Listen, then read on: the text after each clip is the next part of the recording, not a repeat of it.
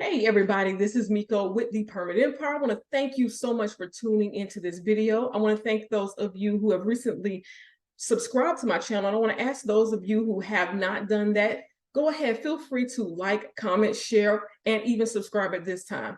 Now, let's go ahead and get into this video. Now, there's a few things I wanted to discuss, and I'm going to make this kind of short and sweet, but there's a few things I wanted to discuss. And I really wanted to get into some permit runner basics, something to kind of get you started, right? But I'm going to start at the real basic stuff, right? Okay. We'll make a couple videos about this, but I'm going to go ahead and get started at the real basic stuff. And there's three things that we're going to touch bases on today. And I'm going to get into them. We're going to get them knocked out. And then that way we can get a little clarity on those things. Now, my first thing I wanted to talk about today, that as a permit runner, and especially as a new permit runner, you may not have all the answers. You don't need to have all the answers right now.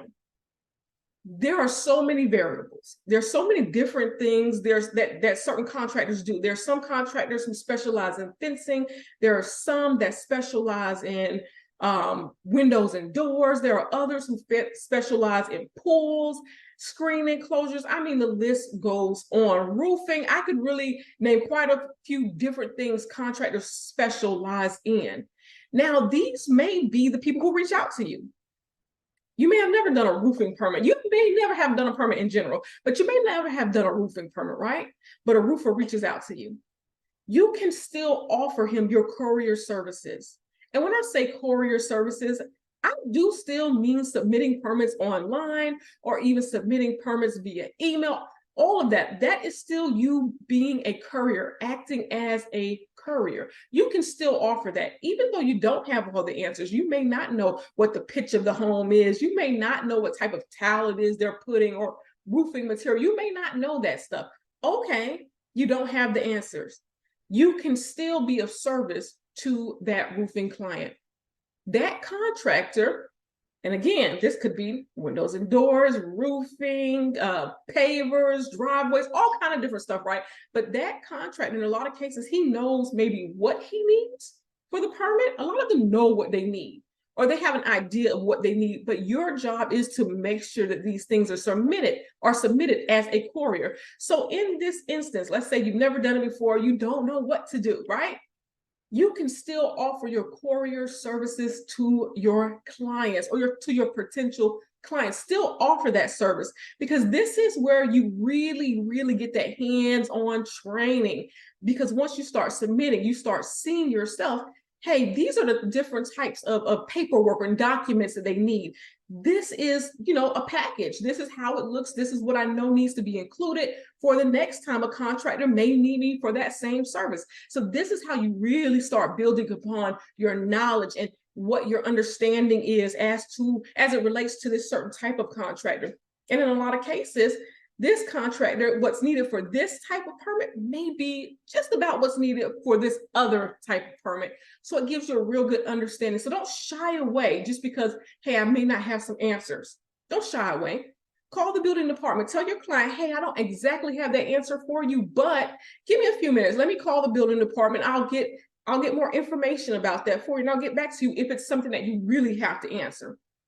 Outside of that, if you're really unsure, and you just kind of want to get your feet wet, why don't you go ahead and offer courier services? So again, don't let it stop you because you don't have all the answers. You're not going to have all the answers. You're not going to know all of the things you need to know for all of the different types of clients that you can get. You're not going to know right now. And that is okay. So don't let that stop you, okay? Now, like I said, I'm going to run through them real quick for you, but I wanted to give you an idea of some things. So here's the next thing I want to talk about. I get this all the time, so I want to address it. Do you have to be a notary in order to be a permit runner? No, you do not. You do not have to be a notary in order to be a permit runner. If you are not a notary, that's okay.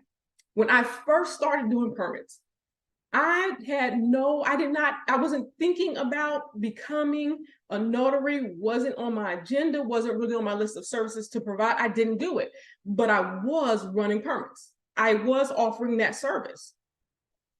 I was doing permits. I wasn't a notary, and it didn't stop me. I decided to add that on in addition to, because I said, hey, this can work hand in hand. Hey, some of my clients, and some of which are contractors, right? Some of them need some of the documents notarized. It may come in handy for me to be a notary, but not in all instances. Some contractors have a notary that they use.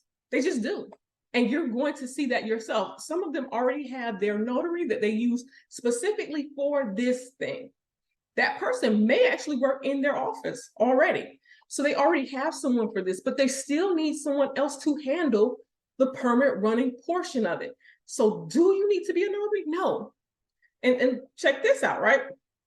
In some areas, some cities, some different states, you don't even need to notarize the paperwork. You don't need to notarize the permit. You don't need to notarize the documents. I've seen it many times.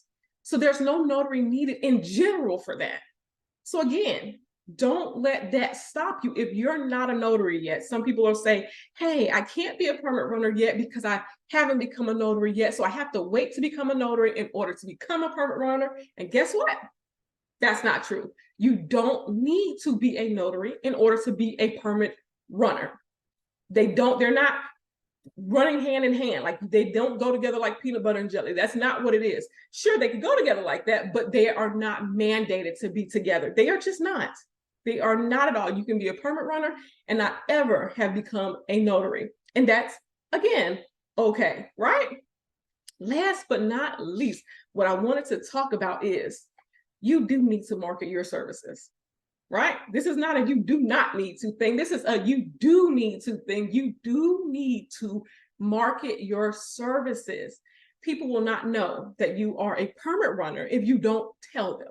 So you really do utilize all of the social media that you can actually tolerate. Utilize it all, okay? If you have a business Instagram account, a business Facebook account, TikTok, all of those things, use them for your business. Set up an account that's dedicated to your business and utilize those platforms to advertise your services. And in most cases, you're doing it for free. Sure, you can pay for, the ads or whatever, but in most cases, you can just do it for free. Set up your accounts. Even if you do not have a website, even if you do not, set up your social media pages and put your service on there. List the services that you provide. Connect with other contractors in your area. Each area is a little bit different. Hey, I'm in South Florida, roofing, windows and doors. Those are really big things here. But if you're in New York, maybe roofing, maybe siding, there's different things that are needed depending on what area you're in. You want to connect with as many contractors in your area as possible via social media. Makes it a lot easier too, because you don't even have to call them. I'm not telling you not to call them. We're just talking about social media on this one, but it makes it so easy that you can actually just send a DM and connect with them even that way. It makes it just much simpler. So you should be utilizing that. So that's one of those things you should do. Okay. So wanted to drop a real quick video just because I wanted to get a few things across to you. Wanted to give you something to think about. Don't let those small things get in your way. See, you might not realize that this is something that's, it's small. Again, you don't have to be a permit runner. I mean, you don't have to be a notary to be a permit runner. You don't have to know all the answers, but you do need to market your services. So again, wanted to drop a quick video for you. Want to leave you with some encouragement to go ahead, get your business out there, get your name, start your business name. If you haven't done that yet, go ahead and look into getting your name for your business and list your services out there for others to find you as well, right? Because there's a lot of people out here who need help. They need help with permitting. So it's a great time right now to really connect with clients, potential clients, contractors. And I don't really talk about connecting with homeowners as much, but you can connect with homeowners as well to let them know about what you're doing and how you can help them going forward. So I want to go ahead and thank you so much for watching this video, taking time out of your schedule to listen to what I got to say. Okay. But I look forward to chit-chatting with you later. Thank you guys so very much for checking this video out.